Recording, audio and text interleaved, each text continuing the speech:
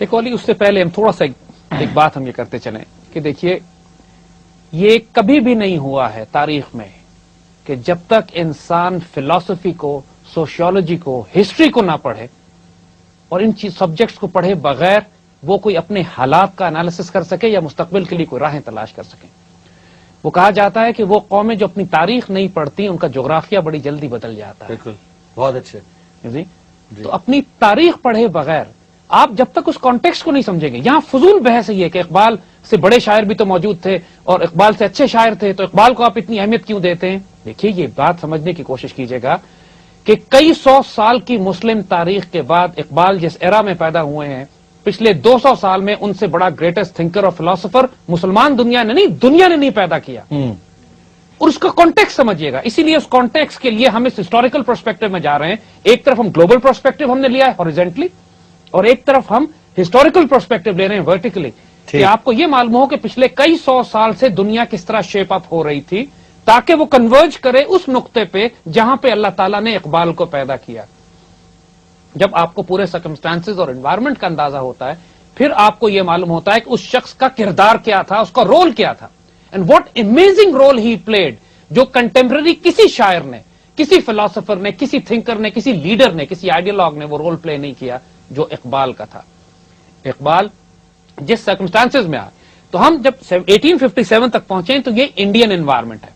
ٹھیک، ہم نے پچھلے پروگرام میں وہ پوری تفصیل ڈسکس کی تھی کہ کس طرح ایسٹ انڈیا کمپنی سے بلڈ ہوتے ہوتے 1757 کی بیٹل آف پلاسی آتی ہے، 1799 میں ٹیپو سلطان شہید ہوتے ہیں، اور 1857 میں وار آف انڈیپینڈنس ہوتی ہے، اور اس کے درمیان میں کروڑوں مسلمان اور انسان انڈیا کے مارے جاتے ہیں برٹش ایسٹ انڈیا کمپنی کے ہاتھوں، کہ جب ان کی اکنامک انسلیومنٹ، ان کی ملٹری ایکسپلائٹیشن، وہ اور ایجوکیشنل جو سو کالڈ جس کو وہ ریفارم کہتے ہیں، جس نے پوری تعلیم کا بیڑا غرق کر دیا پورے ہندوستان میں.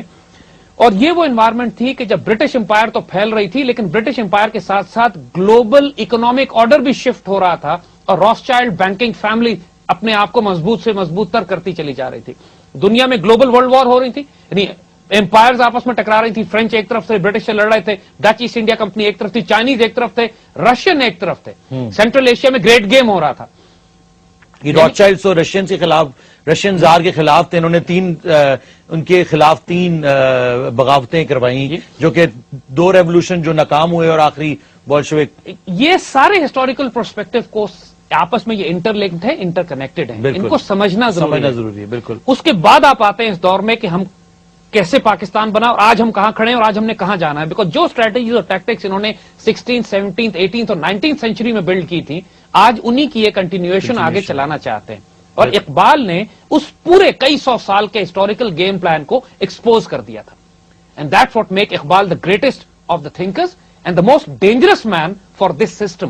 A threat for the new world order. یہ بات لوگ ریئلائز نہیں کرتے ہیں کہ اقبال نے جب اس وقت کہا تھا کہ یورپ کی رگیں جہاں پنجہ یہود میں ہے، یعنی یہودی جو ہے یورپ کو اپنے گلے سے پکڑے ہوئے ہیں، تو لوگوں کو یقین نہیں آتا، بیکاز راس چائلڈ کا رول لوگوں کو نہیں معلوم تھا. جیسا کہ لوگ کہتے ہیں نا جی کہ ڈیموکریسی کا ایک جو ہے کہ دیکھیں جی دنیا کے اندر فرینچ ریولوشن ہوا، اور فرینچ ریولوشن کی طرز کے اوپر بہت سارے اور ریولوشن جو کہ دنیا کو اس نے شیپ کیا. یہ لوگ اصل میں اس کا پیچھے پریٹیکسٹ نہیں سمجھتے کہ فرینچ ریولوشن کے پیچھے میکسیملین کو یہ ایڈم وائز آپٹ نے کس طرح ڈاکٹرن بھیجا، اور کس طرح وہ، حالانکہ وہ پکڑا گیا، وہ ڈاکٹرن جو کتاب فارم میں تھا وہ پکڑا گیا تھا، اور اس کے بعد ان کو لے جا کے، اور انہوں نے پورے بویرین گورنمنٹ نے پورے یورپین لیڈرز کو وہ بھیجا کہ یہ کچھ لوگ آئے ہیں ایک سیکرٹ سوسائٹی جو کہ آپ کے ساتھ یہ کرنے والے ہیں. اور رومن کیتھولک چرچ کو بھی بھیجا، لیکن انہوں نے کہا کہ ہمیں کوئی ہاتھ نہیں لگا سکتا، ہم ان کو دیکھ لیں گے. اس کے فوراً 4 سال کے بعد فرینچ ریولوشن کامیاب ہو گیا. تو آپ ذرا اس کے بھی بتائیں نا کہ ان کے ان سب ریولوشن کے پیچھے ان کا ہاتھ. وہ ہم اس پہ آئیں گے کہ جب ہم protocols of the learned elders of Zion کی بات کریں، کیونکہ اب ہم 1860 کے پیریڈ کے آس پاس آئے. جی، یہ وہ پیریڈ ہے کہ جب مسلمانوں کو بری طرح کرش کر کے، جب مسلمانوں کی، دیکھیے سب سے بڑا لاس، سب سے بڑا نقصان جو 1857 کی وار آف انڈیپینڈنس کے بعد مسلمانوں کو ہوا، وہ یہ کہ جو پڑھے لکھے مسلمان تھے، مسلمان اشرافیہ، دی ایجوکیٹڈ مسلم ایلیٹ، جو 1000 سال کی مسلمان تاریخ کی تہذیب کی ریپرزینٹیٹو تھی، امین تھی، اس کو انگریزوں نے بری طرح سلاٹر کر دیا. کیونکہ یہی وہ شریف پڑھے لکھے عمرا تھے، ہمارے نواب تھے، ہمارے ایجوکیٹڈ کلاس تھی جنہوں نے بادشاہ کا ساتھ دیا تھا انگریزوں کے خلاف اس وار آف انڈیپینڈنس میں، ہمیں سپورٹ کیا تھا. انگریزوں نے ان سے شدید انتقام لیا. آپ سوچئے کہ 1000 سال اگر مسلمان انڈیا پر حکومت کرتے رہے اور 1857 کے بعد حال یہ ہو کہ مغل امپائر کے آخری بادشاہ کو برما ایگزائل کر دیا جائے اور تمام مسلمان اشرافیہ مار دی جائے یا اس سے زمینیں لے لی جائیں، جاگیریں لے لی جائیں، جائیدادیں لے لی جائیں، اکنامک کنٹرول لے لیا جائے اور ان کو لٹرلی ذلیل رسوا کر دیا جائے اور ان کی ساری جاگیریں، جائیدادیں اور زمینیں ہندوؤں اور سکھوں میں تقسیم کر دی جائیں یا ان مسلمان غداروں میں دے دی جائیں جنہوں نے انگریزوں کا ساتھ دیا تھا. Divide and rule. آج بھی ہمارے ملک میں بہت بڑی تعداد میں ایسے ایسے وڈیرے، سیٹھ، نواب، جاگیردار موجود ہیں جن کے باپ دادا نے مسلمانوں کے خلاف غداریاں کر کے انگریزوں سے جاگیریں حاصل کی.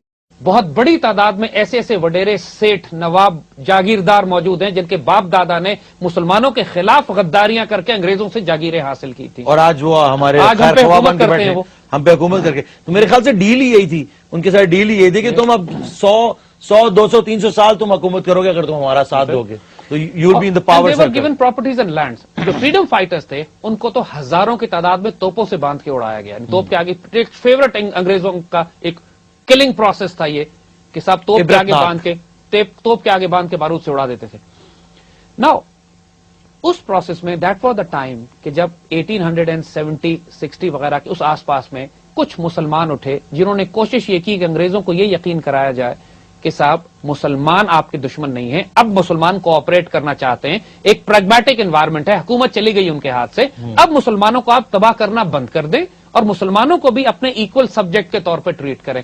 یہ 1860 60 70 جب سر سید احمد خان کی موومنٹ شروع ہوتی ہے، کیونکہ سر سید احمد خان بنیادی طور پر ان سے غلطیاں ضرور ہوئی ہیں جہاں تک انہوں نے اتنا اپولوجیٹک رویہ اختیار کیا کئی چیزوں میں انگریزوں کو جسٹیفائی کرانے کے لیے کہ مسلمان اس بغاوت میں شامل نہیں تھے، لیکن وہ بنیادی طور پر نیک نیت آدمی تھے.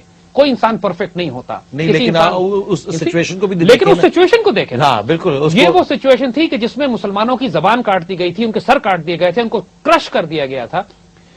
مگر سر سید کا یہ ایٹیٹیوڈ اس زمانے کے اسکالرز کو، علماء کو بالکل پسند نہیں آیا. ان کے خلاف فتوے دیے گئے، شدید مزاحمت ان کے خلاف دیوبندی اور دوسرے اسکول آف مختلف اسکالرز نے اپنے آپ کو بچانے کے لیے مختلف مدرسے بنائے. ان کی بھی نیتیں ٹھیک تھیں، they wanted to save the Muslim identity.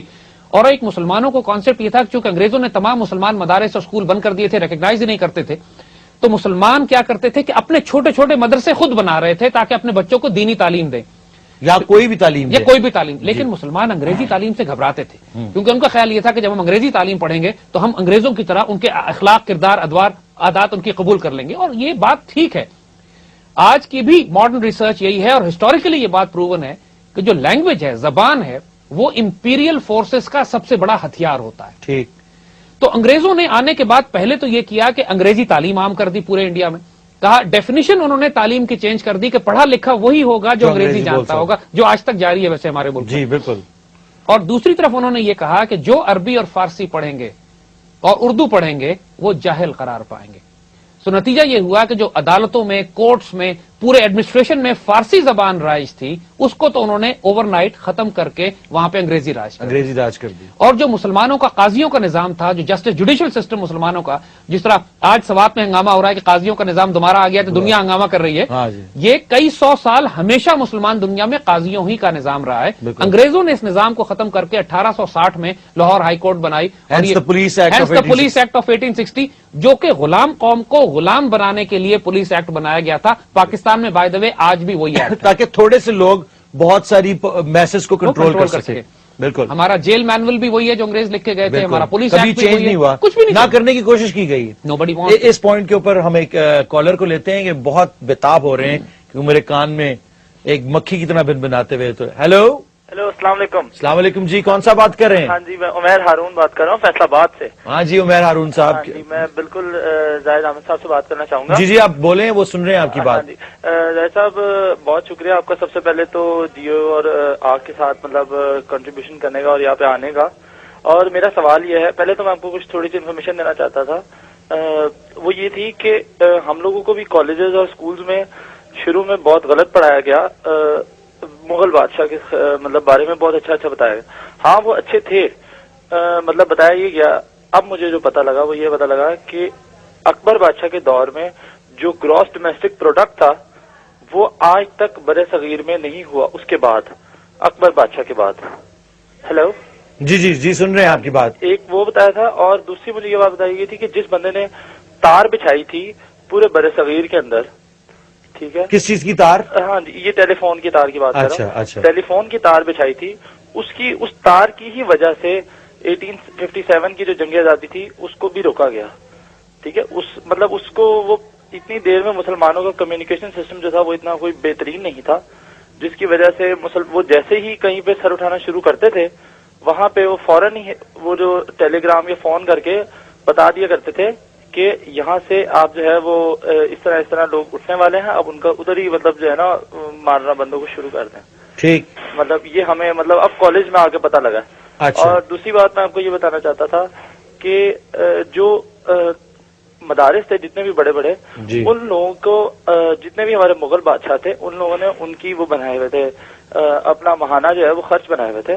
بہانہ خرچ. ہاں جی ماہانہ ہر مہینے کے انہیں پیسے ملتے تھے. ٹھیک. لیکن جیسے ہی وہ نظام ختم ہوا اس کے بعد جو انگریز حکومت تھی انہوں نے مدرسوں کے اوپر سے بالکل ہاتھ اٹھا لیا، جس کی وجہ سے وہ لوگ جو ہے وہ گھر گھر جا کر اور مسجدوں میں اعلانات کروا کر چندہ وغیرہ مانگ کر اپنے مدارس اور مسجدیں چلانے لگ گئے. جی. یہ سسٹم تھا. تو میں آپ سے پوچھنا یہ چاہتا تھا کہ کیا یہ سسٹم جو قاضی نظام یہ دوبارہ آ گیا ہے، کیا یہ اس کی کوئی مثال ہے پوری دنیا میں مسلمانوں نے کہیں پہ ایسا نظام قائم کیا ہو اور وہ بڑا زبردست قسم کا چلا ہو کرنٹ؟ بہت شکریہ آپ کا سوال کا، تھینک یو ویری مچ. آپ اس کے اوپر تھوڑی سی لائٹ ڈالنا چاہیں گے؟ یہ باتیں ہم نے ڈسکس کی ہیں. جی. یہ بات جو کہہ رہے ہیں کہ اکبر بادشاہ کے دربار میں جی ڈی پی بہت ہائی تھا، بات ٹھیک ہے، ہم نے ڈسکس کر چکے ہیں لاسٹ شو میں کہ پورے انڈیا کا جو کنٹریبیوشن تھا گلوبل ٹریڈ میں وہ 25% تھا، 25%. اور جب انگریز گئے ہیں تو Indian business contribution to global trade was less than 1%. تو وہ تو ٹھیک بات ہے کہ مسلمانوں کے دور میں جتنی ترقی ہندوستان نے کی ہے وہ کبھی نہیں کی تھی. اور آج بھی جو انڈیا کی شکل ہے، خود انڈین جو کہ مسلمانوں سے شدید نفرت کرتے ہیں، برہمن کلاس ان کی، وہ بھی ایکنالج کرتی ہے کہ انڈیا کو بنانے والے مسلمان ہیں. ٹھیک. یعنی تاج محل ان کا سب سے فیورٹ آئیکن ہے، بادشاہی مسجدیں ہیں، قلعے ہیں، جو انڈیا کی شکل ہے وہ مسلمانوں کے ہاتھ کی ہے. اور اسی طرح وہ بات بھی ٹھیک ہے کہ 1857 کی وار آف انڈیپینڈنس میں جو انگریزوں نے ٹیکنالوجی کا استعمال کیا وہ فار سپیریئر تھا. ان کے پاس آرٹلری بھی تھی، ان کے پاس ٹیلی گراف بھی تھا، اور ان تاروں کا نظام بھی بن چکا تھا. اور بہرحال تو جہاں تک قاضیوں کا تعلق ہے وہ بات بھی ہم کر چکے ہیں کہ کئی 100 سال بلکہ پوری دنیا میں خلافت عثمانیہ میں بھی مغلوں میں بھی انگریزوں نے جس نظام کو تبدیل کیا وہ قاضیوں کا سسٹم ہی تھا. وہاں پہ قاضی ہوا کرتے تھے. یہ بڑی ایک زبردست انٹرسٹنگ بات ہے، کیونکہ اقبال کے حوالے سے ہم ایک اور سوال ان سے پوچھیں گے اس بریک کے بعد.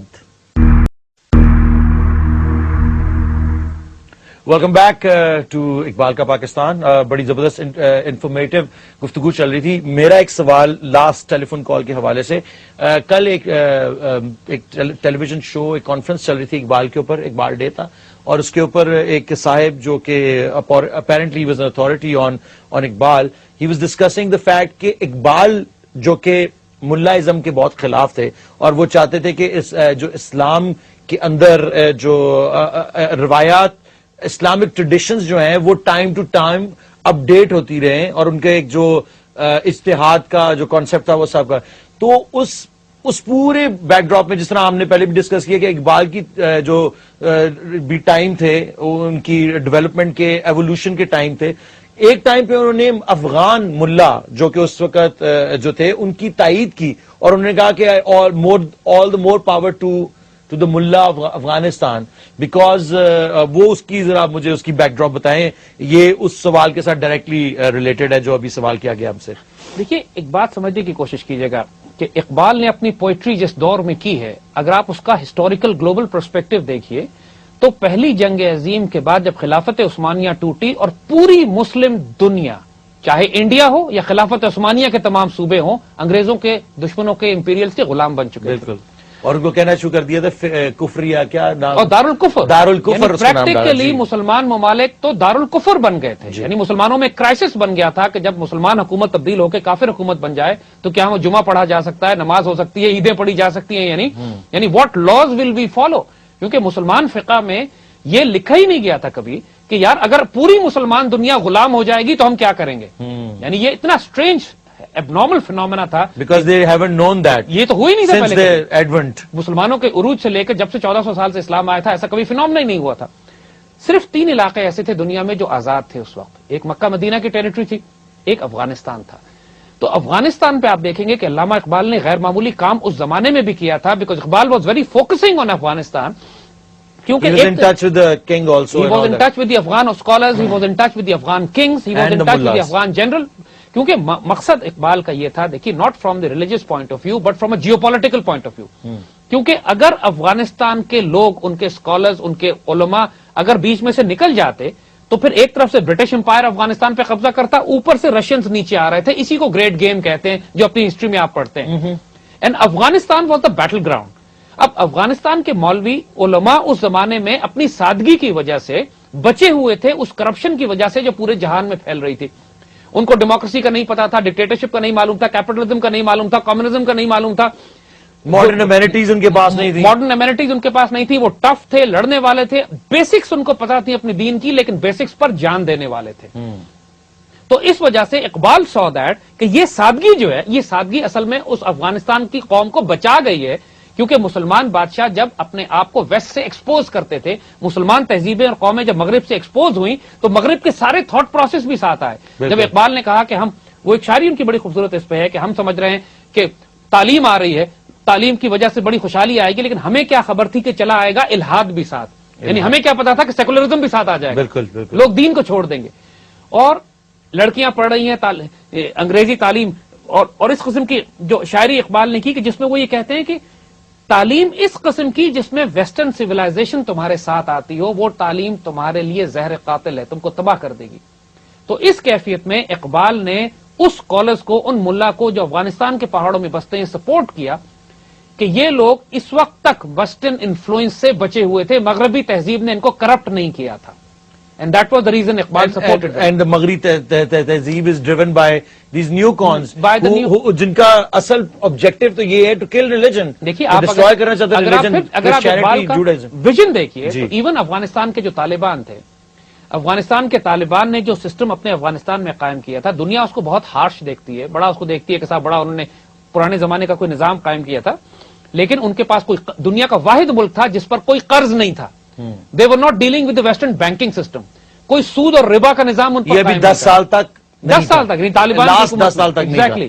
وہاں پر کوئی ڈرگز نہیں تھی, وہاں پر کوئی انوائرمنٹ ایسی نہیں تھی کہ جس میں ویسٹرن سویلائزیشن آ کر اپنے انفلوئنس کر کے افغانستان کے ریسورسز نوچ سکتی, جس طرح پوری مسلم دنیا کے ریسورس کھا گئے ہیں یہ. دیٹ واز وائی انہوں نے اس ملا کو, جو ملا عمر کی حکومت تھی وہاں پہ, اس بیچارے کی حکومت کو جو تباہ کیا ہے. وی آل نو کہ آئل گیم ہے, آئل گیم, وہ ساری and opium drug game, and opium and drug game ہے. تو یہ وجہ تھی کہ جب $200 بلین جو ڈرگز نکلتی ہیں 200 بلین ڈالر کی, جس کا 80% افغانستان سے آتا ہے. اور اسی لیے علامہ اقبال نے ایک بڑا خوبصورت شعر افغانستان کے بارے میں اس وقت کہا تھا کہ آسیا یک پیکر آب و گلاس, یعنی ایشیا جو ہے it is a combination of it's a geography, لیکن اس جیوگرافی میں جو دل ہے وہ افغانستان ہے. اور اگر افغانستان میں فساد ہوگا تو پورے ایشیا میں فساد ہوگا, افغانستان سکون سے ہوگا تو پورا ایشیا سکون سے ہوگا. Look at the vision. اور آج یہی ہو رہا ہے, اسٹل ریلیونٹ. 1979 سے سوویت انویژن کے بعد سے افغانستان میں ایک سپر پاور کے بعد دوسری سپر پاور انٹرفیئر کرتی چلی آ رہی ہے. آج امریکن اور نیٹو وہاں موجود ہے اور پورے ایشیا میں فساد برپا ہوا ہے. اور صرف اس وجہ سے ہے کہ افغانستان میں جو فورن آکوپیشن کو ریزسٹ کر رہا ہے وہ کون کر رہا ہے؟ ملا کر رہا ہے. بالکل. That is why you find علامہ اقبال کی جو ایک خوبصورت شعر ہے کہ فطرت کے مقاصد کی کرتا ہے نگہبانی, فطرت کے مقاصد کی کرتا ہے نگہبانی, یا بندہ صحرائی یا مرد کوہستانی. اچھا, یعنی بندہ صحرائی یا مرد کوہستانی, یعنی جو فطرت ہے, جو نیچر ہے, جو اللہ تعالیٰ کی تقدیر اور تاریخ و انسانیت ہے, اس کی جو حفاظت کرتا ہے یا وہ شخص کرتا ہے جو ڈیزرٹ میں رہتا ہے یا جو پہاڑوں میں رہتا ہے. بالکل. یہ ٹف لوگ because they're not in touch with anything. وہ ویسٹرن سویلائزیشن سے کرپٹ نہیں ہوئے ہوتے, اور اسی وجہ سے وہ ٹف ہوتے ہیں. اور میرے خیال سے آج بھی ان کو یہی تکلیف ہے کہ یہ کرپشن جو ویسٹرن ڈاکٹرنیشن ہے وہ ابھی تک نہیں پھیل سکی اس ریجن میں, جیسا کہ ہمارے ریجن میں بھی اب یہ ہو رہا ہے, جو کہ افغانستان کا ہسٹوریکلی اسپیکنگ وہی ایریا ہے, اور وہ یہ جنگ وہی اسی مقصد کے لیے ابھی تک لڑی جا رہی ہے. ابھی تک وہ افغانستان کو ویسٹرنائز نہیں کر سکے, کرنا چاہتے ہیں لیکن نہیں کر سکے. رہے, اور ریزسٹنس بہت اور یہ حیرت انگیز بات ہے، دیکھیے کہ 1932-33 وغیرہ میں علامہ اقبال بار بار افغانستان گئے، وہاں کے بادشاہ سے ملے اور ملا سے ملے، تو اس پر ہم دوبارہ اب آئیں گے، لیکن اگین وہ آپ کے سوال کا جواب یہ ہے کہ اقبال افغانستان کے ملا کو فیسینیشن سے کیوں دیکھتے تھے؟ بالکل. وائی ہی تھاٹ کہ مسلم دنیا میں اگر کوئی ویسٹرن امپیریلزم کو ریزسٹ کر سکتا ہے تو وہ افغانستان کا ملا ہے، ٹھیک، and he is doing it, he is right. آج بھی یہی ہو رہا ہے. نیٹو اور امریکنز کا مقابلہ کون کر رہا ہے؟ وہی کر رہے ہیں. اور رشین یا اس سے پہلے رشینز کو سوویٹس کو نکالا تھا، انہوں نے نکالا تھا. تو یہ basically there are all the same people, چاہے وہ برٹش کی شکل میں آئے یا رشین کی شکل میں آئے یا امریکن نیٹو کی شکل میں آئے، ان کا امپیریل فورسز جو ہیں ان کا مقصد یہی اور کافی عرصے، یعنی کہ یہ 200-250 سال سے یہ مقصد چلا آ رہا ہے. کیونکہ اگر آپ نوٹ کیجئے کہ جو رشین امپائر تھی وہ 17th اور 18th سینچری میں رشیا سے نکل کر سینٹرل ایشیا سے نیچے آ رہی تھی، وہ بھی مسلمان علاقوں پر قبضہ کر رہے تھے. تاجکستان، ازبکستان، ترکمانستان، قازقستان، یہ سارے علاقے، سمرقند، بخارا، خیوا، یہ سارے مسلمان علاقے جن پر رشیا قبضہ کرتا ہوا نیچے آ رہا تھا، اور پورا انڈین اور مڈل ایسٹ سب کانٹیننٹ جس کے اوپر انگریز قبضہ کرتے ہوئے اوپر جا رہے تھے، ان کے درمیان جو ریزسٹنس تھی وہ افغانستان. اور جو باقی سب ملکوں کے لٹے پٹے لوگ جن کی ڈگنیٹی چھین لی گئی وہ سارے افغانستان میں جا رہے ہیں، جا کے پناہ لے رہے ہیں. بالکل بالکل. ایک بڑی زبردست انٹرسٹنگ ٹاپک پہ ہم چلے گئے ہیں، اور we're gonna go back to where we were before this question after this break.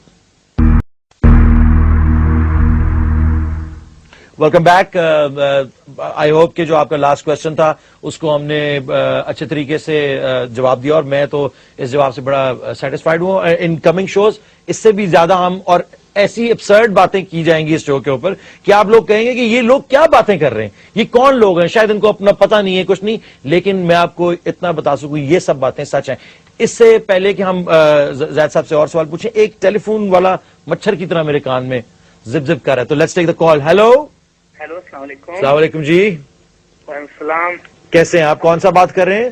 میں واصف رحمان خٹک بول رہا ہوں. واصف رحمان خٹک صاحب جی فرمائیے. زید احمد صاحب سن رہے ہیں آپ کی بات. میں تو پہلے تو میں ڈاکٹر صاحب کا بہت بڑا فین ہوں. حکیم صاحب جی جی بتائیے. ڈاکٹر صاحب کا بہت بڑا فین ہوں. ڈاکٹر صاحب سے یہ پوچھنا چاہتا تھا کہ جو مسلمان کی جو نیو جنریشن ہے اس کے بارے میں آپ کیا ایڈوائز کرتے ہیں؟ قرآن کو چھوڑ دیں یا پھر قرآن کے جو ہم نے چھوڑ دیا، مطلب ہم نے قرآن کو چھوڑ دیا، مغرب نے اس کو اپنا لیا اور وہ ترقی کر رہے ہیں قرآن کو اپنا کر.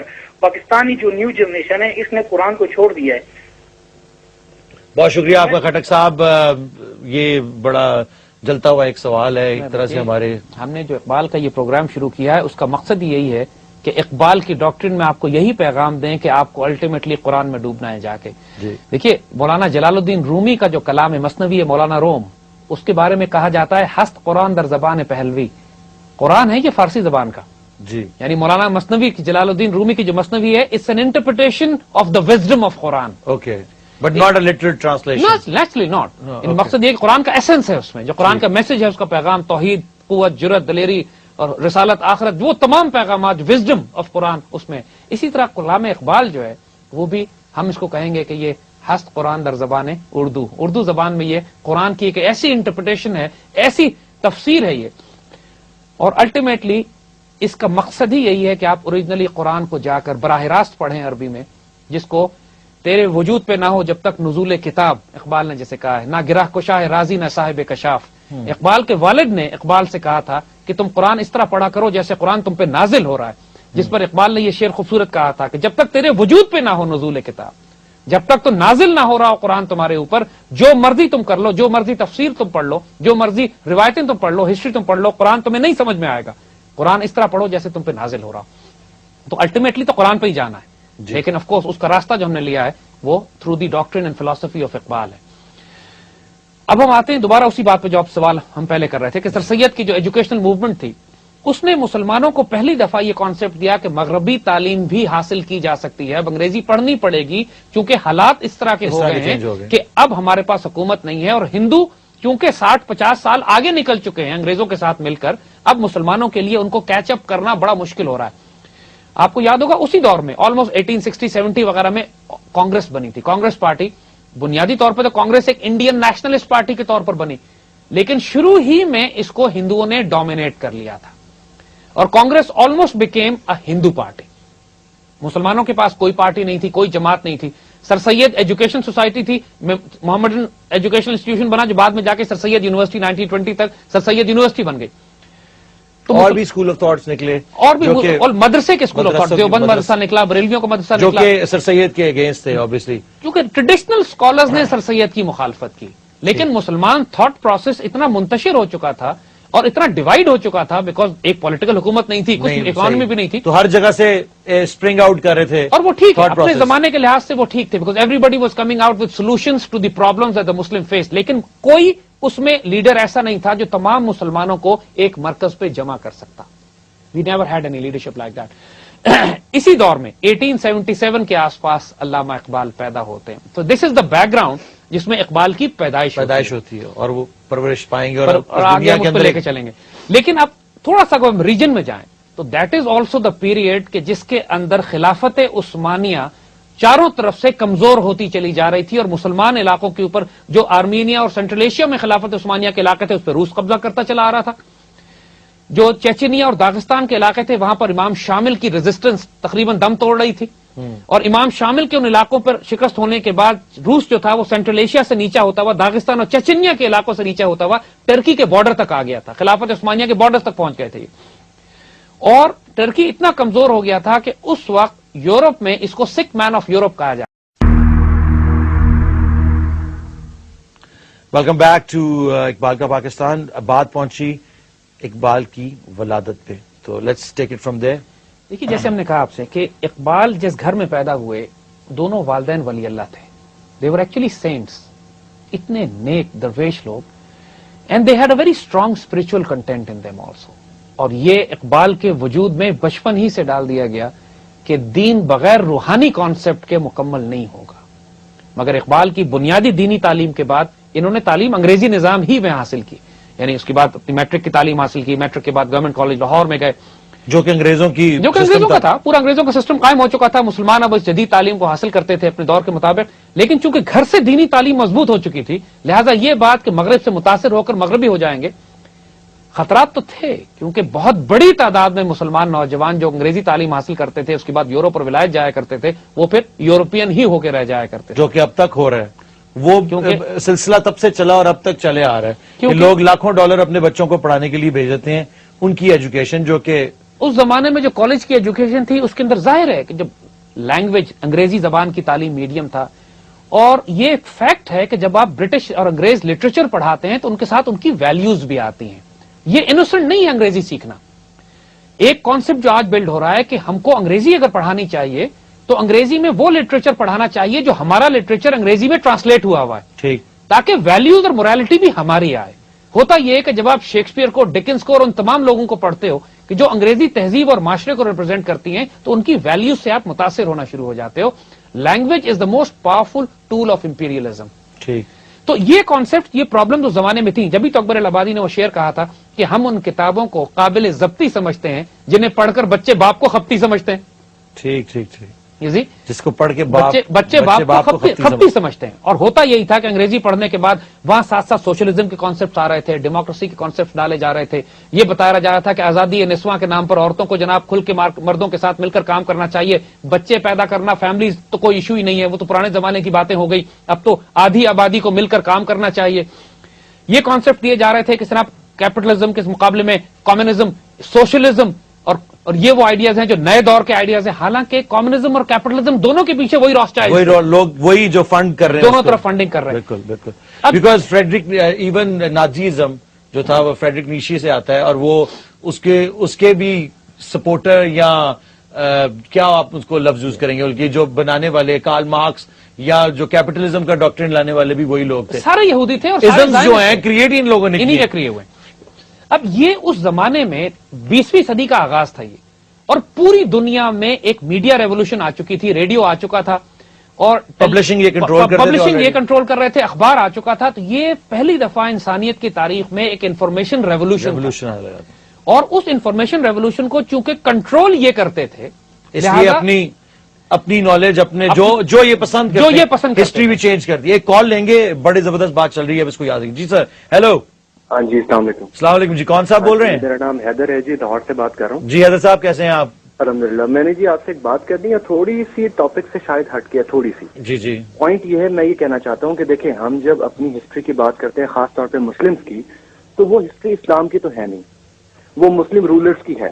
اب علامہ اقبال جیسے 2-4 شریف آدمی تو تھے بہرحال ہمارے پاس, اور ہمارے پاس سائنٹسٹ بھی تھے, ٹیچرز بھی تھے کچھ, لیکن یہ جب ہم, یہ جو صاحب ہیں, مجھے ان کا نام فوری نہیں آتا, لیکن یہ صاحب اور 1-2 اور صاحب ہیں اور ٹی ویز پہ آتے ہیں, چینلز پہ آتے ہیں, جب وہ یہ کہتے ہیں نا کہ غوری صاحب اور عبدالی صاحب اور پتہ نہیں کون کون انہوں نے بڑے اچھے کام کیے, تو یہ وہی کام ہے جو اب امریکہ کر رہا ہے. اچھا. جب امریکہ آ کے, جب ہماری انڈیا کی, یا مطلب گور آ کے اگر ہماری انڈیا کی دولت لوٹ کے چلے گئے تو وہ غلط ہے, اور غوری صاحب آ کے جو مندروں پہ حملے کر کے اور اندر گھس کے پیسے لے گئے وہ صحیح تھا.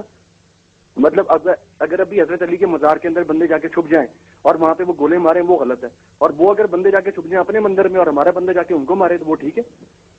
دیکھو جی, یہ بڑا اچھا سوال ہے آپ کا, کیا کہیں گے آپ؟ It's obviously away from the topic. ہاں نہیں, اس کے لیے ہم آگے جب جائیں گے تو we are going to discuss this also, کہ دیکھیے قومیں, تہذیبیں اور سویلائزیشنز, تاریخ وہ لوگ لکھتے ہیں جو جیتتے ہیں, اور تاریخ دنیا کی سب سے زیادہ ڈسٹورٹڈ سائنس ہے.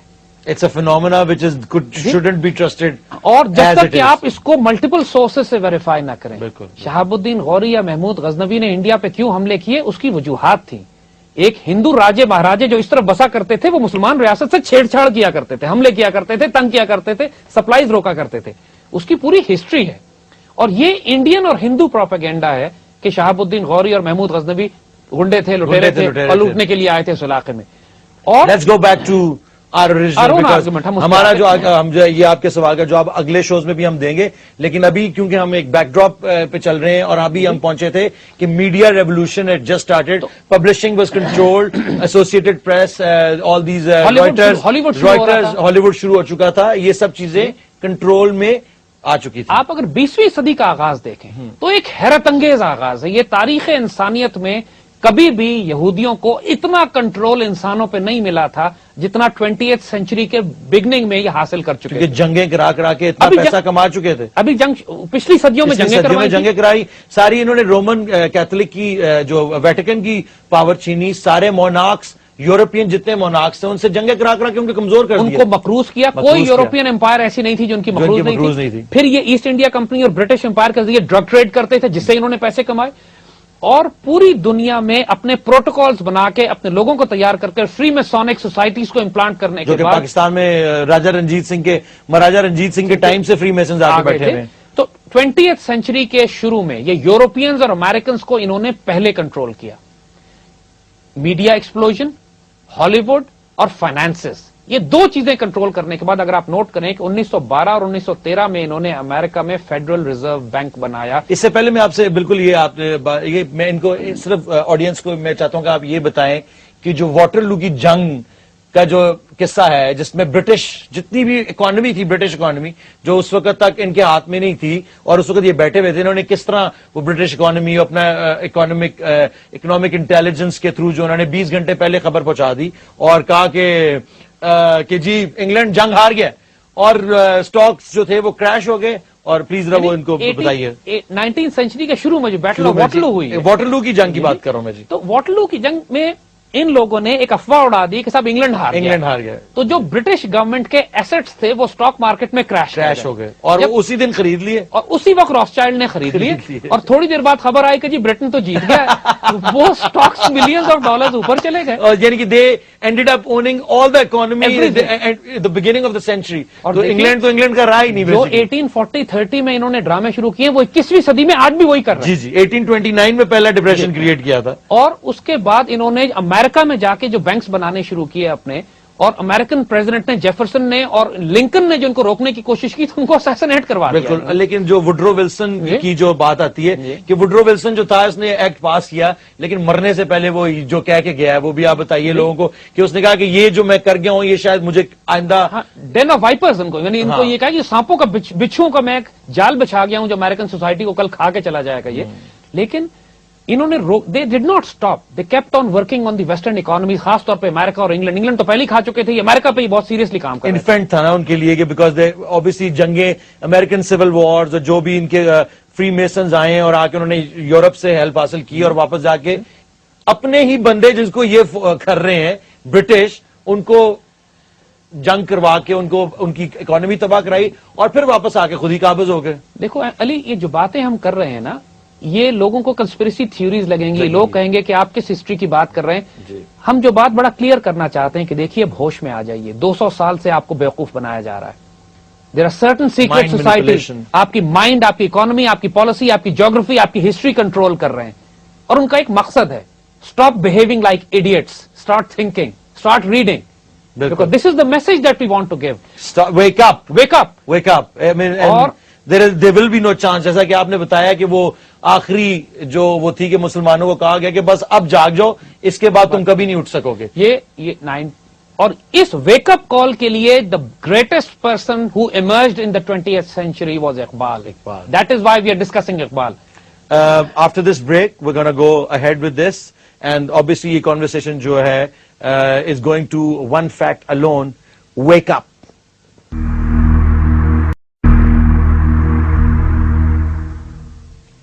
Welcome back.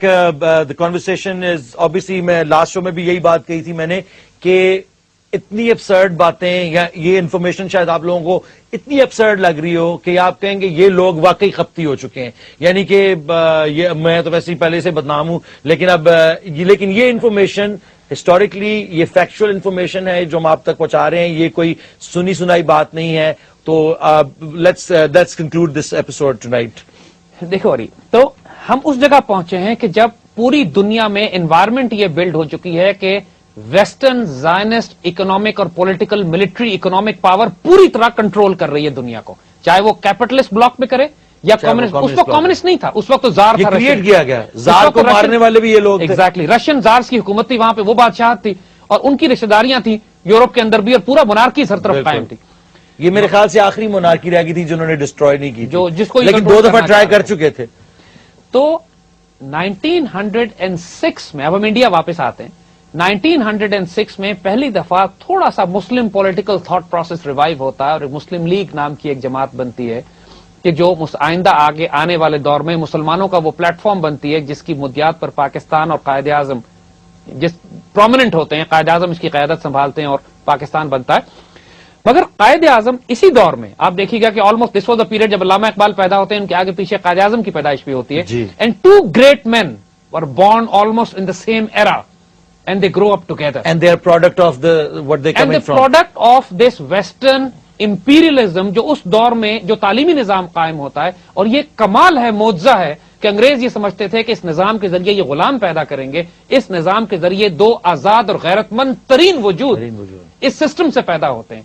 اور جنہوں نے اپنے جو علامہ اقبال اور قائد اعظم ایک دوسرے کو جانتے نہیں ہیں، الگ الگ یہ اپنی تربیت حاصل کر رہے ہیں، الگ الگ یہ آگے اٹھ رہے ہیں.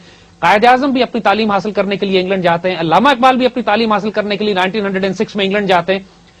اور اس وقت تک علامہ اقبال میں نوجوان ہونے کی حیثیت سے 25-26 سال ان کی عمر تھی، لیکن اتنا بیج پیدا ہو، اتنی اویئرنیس تھی کہ جب یہ کیمبرج آکسفورڈ پہنچتے ہیں تو وہاں پر ایک اسلامک سوسائٹی بنی ہوئی ہوتی ہے جو انڈین مسلمانوں نے یا دوسرے مسلمانوں نے بنائی ہوتی ہے.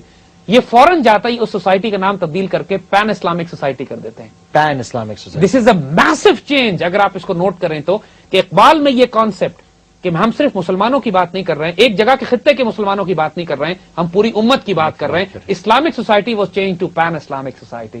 سو یہ بات کہ ایک نوجوان اقبال کے اندر وہ بیج موجود تھا جو آگے ایک ریولوشنری کا تھا.